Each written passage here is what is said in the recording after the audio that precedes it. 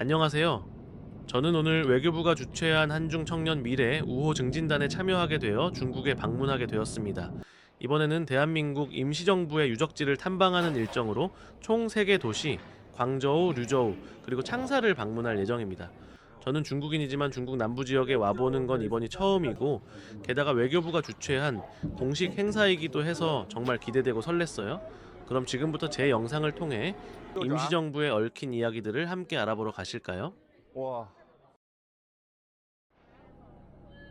광저우에 도착했어요. 네. 1930년대 초 대한민국 임시정부의 일부 인사들이 이곳에 잠시 머물렀던 적이 있습니다. 우리가 방문한 동산백원은 당시 임시정부가 활동했던 유적지 중 하나입니다. 이곳 건물은 중국 전통 양식과 서양식 건축이 조화를 이룬 독특한 형태였어요. 자, 민국 시절 동산 일대는 정계 인사와 부유층들이 많이 거주했던 곳으로 600채가 넘는 다양한 양식의 별장형 주택이 지금까지도 잘 보존되어 있습니다. 우리 일행을 이끄신 분은 강정혜 박사님이셨어요. 70대의 나이에도 불구하고 여전히 현장을 누비며 역사 연구를 계속하고 계시죠. 그러면 우리 임시정부가 있었던 그 휠거원로 후가 35번지는 그러면 없어졌다라고 생각을 했지만 영사관에서는 그래도 자리를 찾아가지고 기념비라도 세우자. 그렇게 해서 찾기를 시작한 거예요. 그때 이제 책임자가 바로 저였죠. 그래서 이제 그거를 찾느라고 자, 박사님 덕분에 우리는 동산백원이 임시정부가 실제로 머물렀던 장소였다는 사실을 확인할 수 있었습니다.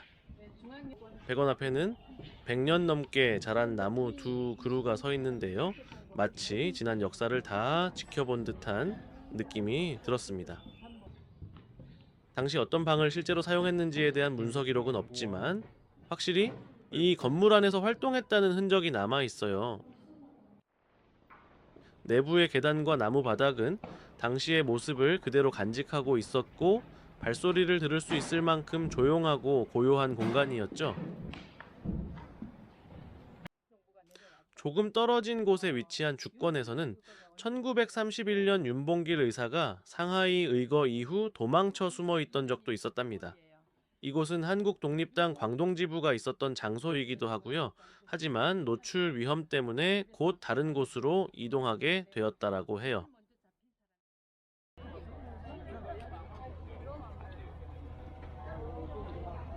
다음으로 우리는 황푸군관학교를 방문했습니다.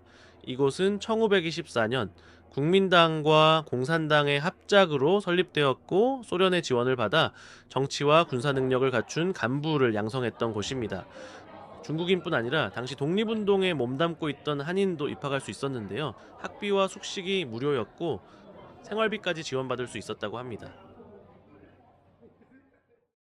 강 박사님의 연구에 따르면 공식적으로 등록된 한인 학생은 약 45명이지만 실제로는 200명에 달할 것으로 추정된다라고 해요.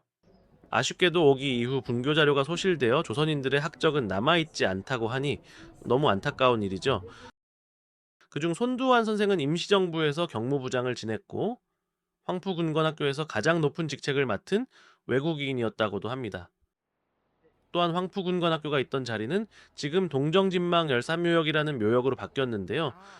당시 군벌을 토벌하다 희생된 이들이 안장된 곳입니다. 그곳에서 중근제와 안태 두 한국인의 묘비도 직접 확인할 수 있었습니다. 기공방이에요. 저는 2009년에 이 기공방을 사진 찍으러 왔는데 그때 저희 남편하고 같이 왔는데 저는 열심히 사진을 찍고 있는데 저희 남편이 빨리 오라고, 여기 한국 사람이 있다고. 그래서 정말 쫓아가 보니까 한국 사람이 두 분이나 있는 거예요. 박사님 말씀에 따르면 2009년 발견 당시에는 글씨가 또렷했지만 지금은 거의 지워져 보이지 않는다고 해요. 강 박사님의 끈질긴 연구와 열정은 정말 감동적이었어요. 저도 황푸군관학교에서 한국인의 기록을 찾으려 했지만 신뢰할 만한 자료는 대부분 박사님을 통해 나온 것들이었어요.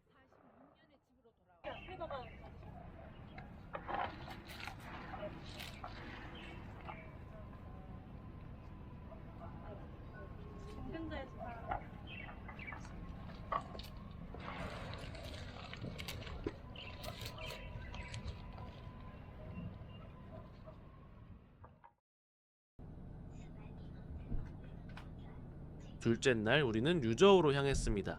1938년 10월부터 1939년 4월까지 약 6개월간 임시정부는 이곳에 머물며 활발한 활동을 이어갔습니다. 这幅图展示的是他们到达柳州码头时的场景。这里还展示了七名到达柳州的大韩民国临时政府的要员。